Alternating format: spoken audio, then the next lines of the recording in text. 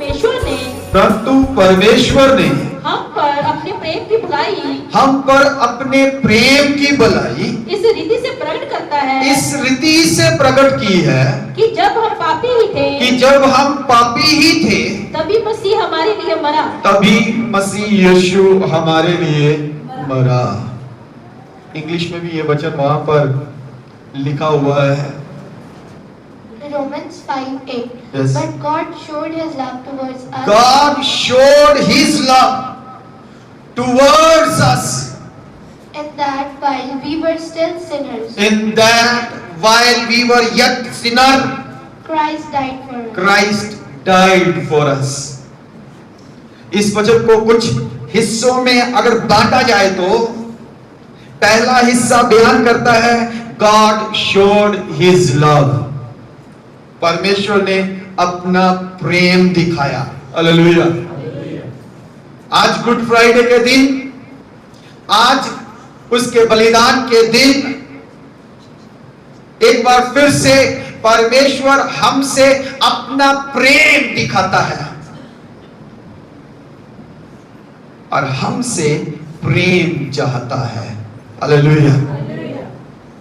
लिखा है God showed His love. मैं हमेशा आपका कहता हूं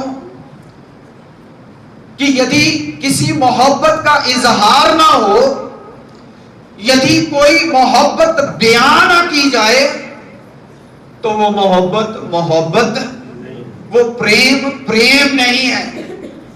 तो यूहन्ना 3:16 में लिखा है परमेश्वर ने जगत से प्रेम रखा, और रोमियो 5:8 में लिखा है उसने प्रेम को इजहार में बदल दिया।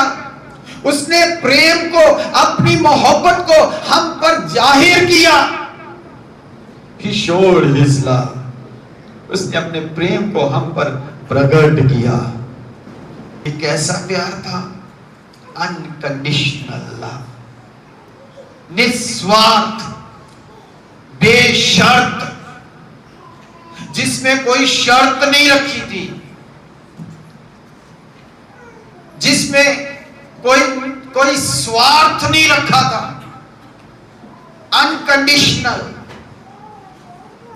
बिना किसी स्वार्थ के, बिना किसी शर्त के परमेश्वर ने हमसे प्रेम किया। परमेश्वर ने हमसे प्रेम रखा। हम बेवफा हो गए, हम बेमुख हो गए, हमने उसके प्यार को ठुकरा दिया, हमने उसके प्यार को ग्रहण नहीं किया। यही कारण है कि अदन की वाटिका में हम उससे सेपरेट हो गए। अदन की वाटिका में हम उससे सेपरेट हो गए। नीति वचन में लिखा है कि मनुष्य ने अपना रास्ता आप खुद चुन लिया, खुद बना लिया। वह परमेश्वर के रास्ते से अलग हो गया, वह परमेश्वर के मार्ग से दूर चला गया, वह परमेश्वर के प्रेम से दूर चला गया, वह परमेश्वर के प्रेम में बना नहीं रहा। उसने परमेश्वर से अपना प्रेम बनाया नहीं रखा, लेकिन परमेश्वर ने अपना प्रेम बनाए रखा। हालेलुया। अनकंडीशनल लव,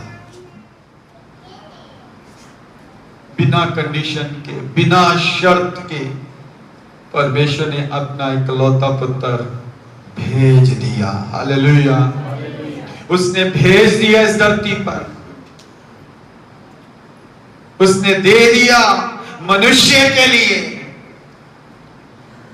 ताकि मनुष्य फिर से उसके साथ जुड़ सके। इसी तरह से यहां पर लिखा है God showed His love. उसने अपने प्रेम का इजहार किया। क्या हम अपने प्यार का इजहार परमेश्वर से करते हैं? क्या हम अपनी मोहब्बत का इजहार परमेश्वर से करते हैं?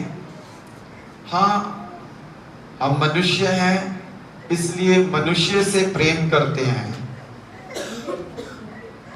हम इंसान हैं, इंसान से प्रेम करते हैं। लेकिन परमेश्वर आत्मा है, क्या हम परमेश्वर से प्रेम करते हैं? परमेश्वर को हम देख नहीं पाते, क्या हम उस अदृश्य परमेश्वर को प्रेम करते हैं? पिछले दिनों में एक बुजुर्ग अंकल कहने लगे, क्या यार तुम क्या चर्च में जाते हो, किसकी आराधना करते हो, क्या आराधना करते हो? आपने वहां पे आराधना करने के लिए कोई ऑब्जेक्ट भी नहीं रखा। आप कैसे आराधना करते हो? आप कैसे प्रार्थना करते हो? कोई सूरत नहीं रखी, कोई आकार नहीं रखा, कोई मूर्त नहीं रखी। प्रियजनों, परमेश्वर अदृश्य है, लेकिन अदृश्य परमेश्वर का स्वरूप बनकर यीशु मसीह इस दुनिया में आ गए। हालेलुया। क्या हम यीशु से प्यार करते हैं? जिससे हम प्यार करते हैं उसके लिए हम इजहार करते हैं। क्या कभी हमने यीशु से अपने प्रेम का इजहार किया? यहां पर बड़ा स्पष्ट करके लिखा, God showed his love towards us that in while we were still sinner. किससे प्यार किया उसने? जब हम पापी ही थे, किससे प्यार किया? बोलिए, किससे प्यार किया? पापी से प्यार किया। किससे प्यार किया? पौलुस रसूल कहता है ये बात सच है और हर प्रकार से विश्वास योग्य है और मानने के योग्य है कि मसीह यीशु पापियों के लिए इस दुनिया में आया और सबसे बड़ा पापी मैं हूं। ये प्रेम का इजहार किया जा रहा है खुदा की ओर से, लेकिन किसके प्रति? पापी व्यक्ति के प्रति, एक सिनर के प्रति, एक गिरे हुए व्यक्ति के प्रति जो उसके स्टैंडर्ड से गिर गया, जो उसकी महिमा से गिर गया, जो उसकी वाटिका, आदम की वाटिका से निकाल दिया गया, जो उसके गार्डन से निकाल दिया गया, जो उसके वचनों को रख नहीं पाया, जो उसकी वाचा को रख नहीं पाया, जिसने अपने मार्गों को आप तैयार कर लिया, जो दुनिया की भीड़ में खो गया, जो दुनिया की अभिलाषाओं में खो गया, जो तरह तरह के पाप में खो गया, पापी मनुष्य से प्रेम किया है उसने। कौन से मनुष्य से? अभी तो आप सब कौन हो? धर्मी। अभी सब कौन हो? धर्मी हो। लेकिन जब प्यार किया, लिखा है while we were still sinner, जब हम पापी ही थे। कौन थे? जब हम पापी ही थे उसने हमसे प्रेम किया है, उसने हमसे प्रेम किया है। आज इस गुड फ्राइडे पर वह आपसे एक चीज मांगता है।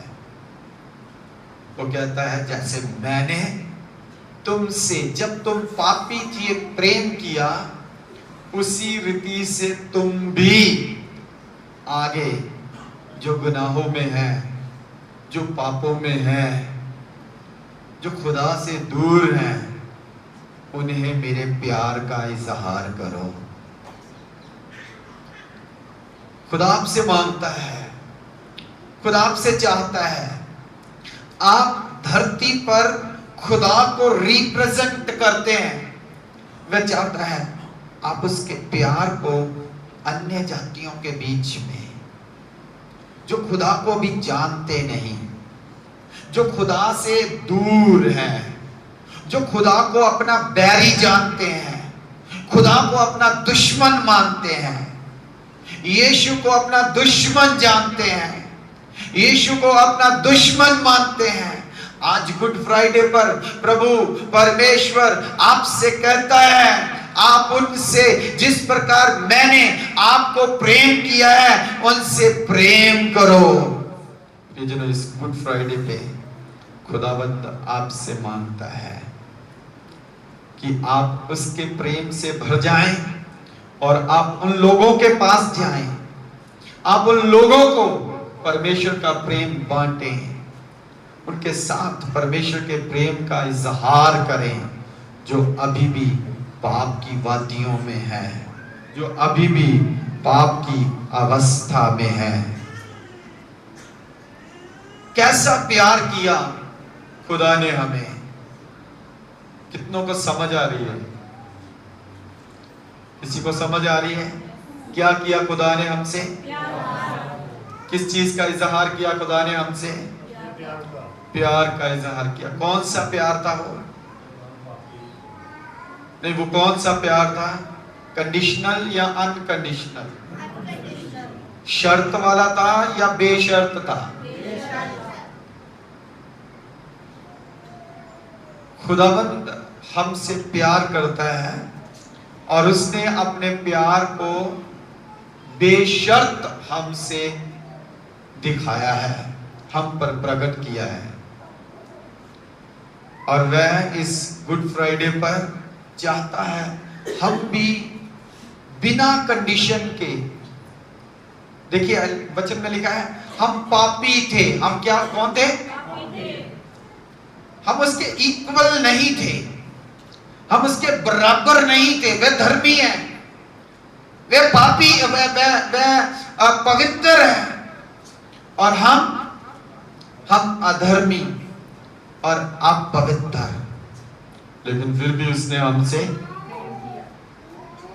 अब कई बार समस्या ये होती है कि हम अपने पड़ोसी से प्रेम नहीं कर पाते, हम अपने गली वालों से प्रेम नहीं कर पाते, हम अपने दफ्तर वालों से प्रेम नहीं कर पाते, हम अपने काम वालों से प्रेम नहीं कर पाते। कारण क्योंकि वो हमारी बराबरी पर नहीं है, वह हमारी बराबरी पर। लेकिन खुदा का कलाम हमें सिखाता है हमें सबसे क्या करना है? प्रेम करना है, क्योंकि उसने जब हम उसके बराबर नहीं थे, हमारे बराबर आकर हमसे प्रेम किया है। फिलिपियों की पत्री में लिखा है कि परमेश्वर ने अपने आप को परमेश्वर के होने के बराबर नहीं जाना, अपने आप को जीरो कर दिया। मतलब हमारे बराबर ले आया, हमारे स्तर पर आ गया, हमारे लेवल पर आ गया, मनुष्य होकर हम पर परमेश्वर के प्रेम को प्रकट किया है। सो हमें प्रेम करना है, हर एक से प्रेम करना है, चाहे वो हमारी बराबरी पर है, चाहे हमारी बराबरी से नीचे है, हर एक से प्रेम करना है। फाइनेंशियली, सोशली, स्पिरिचुअली, किसी भी तरफ से आप देखो, आपको हर किसी से प्रेम करना है। इवन कलीसिया के अंदर भी आपको लगता है आप थोड़ी ज्यादा प्रार्थना करने वाले हैं, आपको लगता है आप थोड़ा अच्छा गाने वाले हैं, आपको लगता है आप थोड़ी अच्छी बाइबल पढ़ने वाले हैं, आप थोड़ा अच्छा प्रचार करने वाले हैं, इसलिए दूसरों को ऐसी नजर से ना देखें, जो दूसरों के लिए ठोकर का कारण बने, जो दूसरों के लिए ठेस का कारण बने, बल्कि क्या करें, सबको प्यार की नजर से देखें। कौन सी नजर से? प्यार की नजर से देखें। Hallelujah, hallelujah. तीसरी बात जो इस वचन से हमें सीखने को मिलती है, लिखा है क्राइस्ट डाइड फॉर अस। पहली बात, God showed his love, the unconditional love. परमेश्वर ने अपना प्रेम दिखाया, निस्वार्थ और बेशर्त प्रेम। दूसरी बात, उसने पापियों से प्रेम किया है, अपनी बराबरी के बारे में नहीं सोचा, बल्कि हम जो पाप में गिरे हुए थे, हम जो अधर्मी थे, हम जो पापी थे, हमसे प्रेम किया है। और तीसरी बात, he died for us। यदि हम इस वचन को कहें सब बाय हार्ट करके आए, तो आप सब बाय हार्ट करके आएंगे और इसे बोल देंगे बिना पढ़े। यदि मैं कहूं इस वचन को जो पढ़ा गया, इसका महत्व क्या है, इसका मतलब क्या है, आप सब अलग अलग व्याख्या करेंगे, जल्दी से बोलकर बैठ जाएंगे। लेकिन यहां पर लिखा है he died for us। ऐसा प्रेम किया कि वह हमारे लिए मर गया, हमारे लिए। अब किसी के लिए मरना कितना आसान है, ये आप सब जानते हैं। कोई किसी के लिए मरता है? कोई किसी के लिए मरता है? कोई किसी के लिए मरता नहीं है। कोई किसी के लिए अपने प्राण दूसरे के हाथों में देता नहीं है। लेकिन प्रभु यीशु मसीह ने अपने प्राण दूसरों के हाथ में दे दिए, अपनी जान दूसरों के हाथ में दे दी। उसे पता था यरूशलेम को जाना है, उसे पता था यरूशलेम में जाकर दुख उठाना है, उसे पता था यरूशलेम में जाना है। यरूशलेम में आगे उसके विरोधी उसका इंतजार कर रहे हैं, उसे पकड़ लेंगे, उसे बंदी गृह में डालेंगे, उसको कोड़ों की मार मारी जाएगी, उसको कांटों का ताज पहनाया जाएगा, उसके कपड़े फाड़े जाएंगे, उसके मुंह पर थूका जाएगा, उसको सलीब दी जाएगी, उसको सलीब पर लटकाया जाएगा।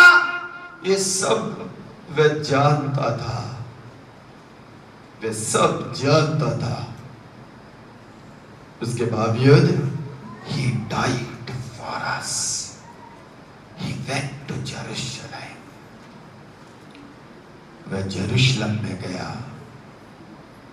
उसने हमारे लिए दुख उठाया, उसने हमारे लिए तसीहा, उसने हमारे लिए सताव, उसने हमारे लिए पीड़ा,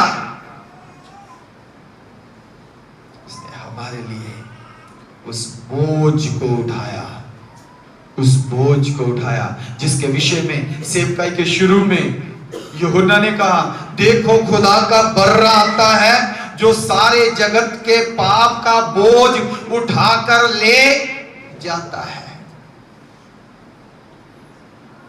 उसकी मौत कैसी थी? उसकी मौत कैसी थी? क्या आम मौत थी? उसकी मौत बड़ी पीड़ा से, अगुनी से, दर्द से भरी हुई मौत थी, बड़े दुख से भरी हुई मौत थी। शारीरिक तौर पर भी उसे दुख दिया जा रहा था और स्पिरिचुअली भी वो बड़ी पीड़ा में था, बड़े दुख में था। हम जानते हैं जब वह गतसमनी बाग में था, वहां पर लिखा है जब वह प्रार्थना कर रहा था, मानो उसका पसीना खून की बूंदें बनकर गिर रहा था। इतना प्रेशर उसके ऊपर था। कौन सा प्रेशर? वहां तो कोई नहीं दिख रहा था, वहां तो कोई अभी उसे पकड़ने नहीं आया था, कोई उसे बंदी बनाने नहीं आया था, किसी ने अभी उसे चेन नहीं डाली थी, किसी ने उसके ऊपर अभी क्रूस नहीं रखा था। फिर उसका पसीना खून की बूंदें बनकर कैसे गिरने लगा? What was that? वो क्या था? वो तो बाग में बैठा है, प्रार्थना कर रहा है, चेले भी साइड पर बैठे हैं, प्रार्थना कर रहे हैं, प्रार्थना करते करते सो गए। लेकिन यीशु प्रार्थना कर रहा है, प्रार्थना करते करते सोया नहीं, प्रार्थना करते करते इतना पाप की दुनिया के पाप का बोझ उसके ऊपर आ गया कि उसका पसीना भी खून की बूंदें बनकर गिरने लगा।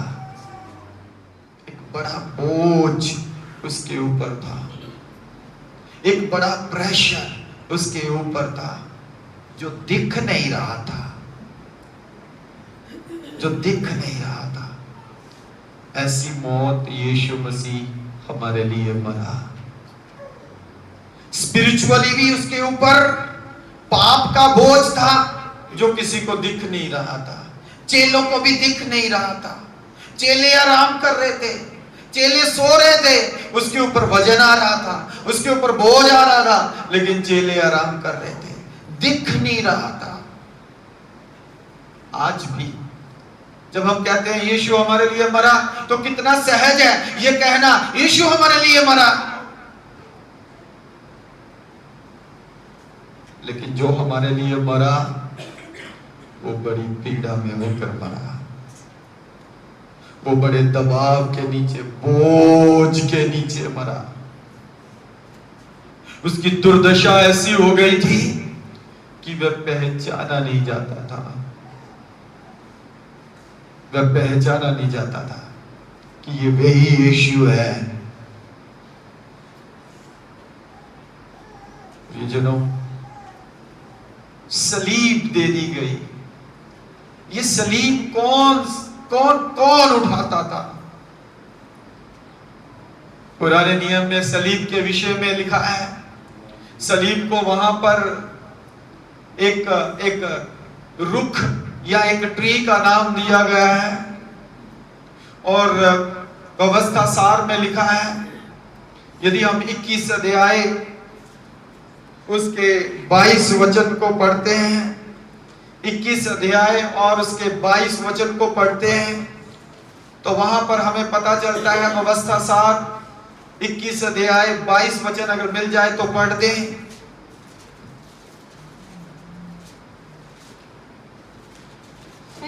फिर यदि किसी के प्राण दंड के योग्य कोई पाप हुआ हो जिससे वह मार डाला जाए, और तू उसके शव को वृक्ष पर लटका दे, और तो वह शव रात को वृक्ष पर टंगा ना रहे, अवश्य उसी दिन उसे मिट्टी देना, क्योंकि जो लटकाया गया हो वह परमेश्वर की ओर से श्रापित ठहरता है। हालेलुया। सलीब पर जाना, वृक्ष के ऊपर लटकाया जाना, इसे क्या समझा जाता था? श्रापित, परमेश्वर की ओर से श्रापित। यीशु मसीह को क्या दी गई? सलीब दी गई। कहां जाकर सलीब पर लटकना था? शहर से बाहर। कहां जाकर? एक पहाड़ी के ऊपर। जो पहाड़ शहर से दिखता है, जो पहाड़ शहर से दिखता है, और सारा शहर उस पहाड़ को देख सकता है, उस पर जो क्रॉस है उसे देखा जा सकता है। यीशु मसीह को सलीब दी गई और यीशु मसीह सलीब को लेकर चलता चलता उस पहाड़ पर पहुंच गया और जाकर अपने आप को उस सलीब के ऊपर लटकाने के लिए दे दिया। अपने आप को सलीब पर लटकाने के लिए दे दिया गया। ये कोई आम मौत नहीं थी, ये श्रापित मौत थी, ये कर्स्ड मौत थी जिसमें श्राप शामिल होता है। और ये श्राप प्रभु यीशु मसीह के लिए नहीं था। जिसने पाप किया हो, गलती की हो, दंड के लिए उसे वो मौत दी जानी चाहिए थी, उसे वो सलीब दी जानी चाहिए थी। लेकिन यीशु मसीह तो सबके सन्मुख निर्दोष था, निर्दोष, बेदोष, फिर भी उसे सलीब दी गई। क्या हुआ? उसने उस सलीब को ले लिया। कोई आम मौत नहीं थी, क्योंकि खुदा ने आपसे प्रेम किया था, इसलिए उसने आपके लिए सारे दुख सह लिए, सारे दुख सह लिए, सारा सताव सह लिया। वो श्रापित रुख को भी, वो श्रापित ट्री को भी अपने ऊपर उठा लिया और खुद से लेकर गोलगता पहाड़ की तरफ जा रहा है। सारे शहर से बाहर लेकर जा रहा है उस बोझ को, उस पाप को, उस श्राप को बाहर लेकर जा रहा है और बाहर जाकर उसे रख दिया है। प्रियजनों, उसकी मौत हमारे लिए, उसकी सलीब हमारे लिए आशीष बन गई। हालेलुया। तब तक सलीब पर लटकने वाला या सलीब जो थी वो श्राप का चिन्ह थी, लेकिन जब यीशु मसीह उस सलीब को उठाकर ले गया तो उसने उस सलीब के निशान को, उस क्रूस को, उस वृक्ष को हमारी आशीष के रूप में बदल दिया। Hallelujah, hallelujah.